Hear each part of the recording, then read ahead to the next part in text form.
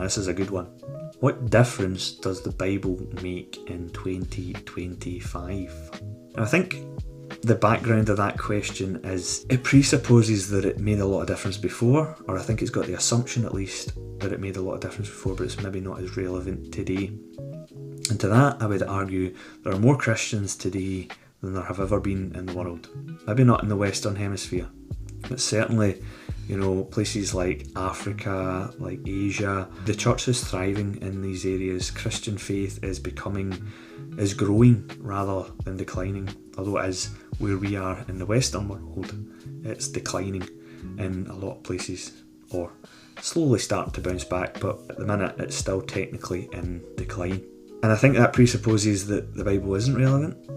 And even if you take the Bible as a literal document all the way through, it doesn't pose any relevance whatsoever. But there's stories, there's morals, there's teachings in there. There's lessons on how to lead by example, or lessons that have taught by example, as in Jesus.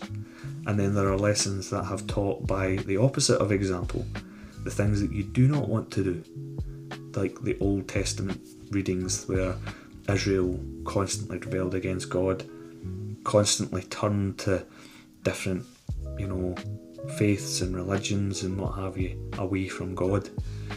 These are all things, look how they ended up, because they didn't follow the teachings of God. And the early church as well, when we're talking about teachings that were healthy, that are good for us to have, all the old Levitical laws, the laws of Moses about cleanliness and things like that, they thought the Jewish people were, or people who weren't Jewish thought the Jews were all, these people who were magic and spreading disease amongst the other people, but keeping themselves alive. And really what it was is they practiced better hygiene practices, and they kept germs away and all these things because they followed these rituals, these religious rituals for God. And so it was for their betterment to actually follow the law.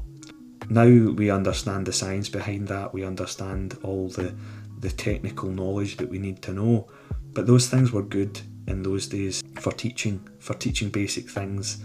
The New Testament is full of morals, of ways that we should live, even if you're not a Christian, even if you don't want to take it from that point of view. Take it as purely a literary text, the same way as you would take, Aesop's fables or anything like that. If you're not a Christian, that's completely fine. You can still glean knowledge from the Bible. And I think doing it that way, it can have a lot of benefit still today in 2025.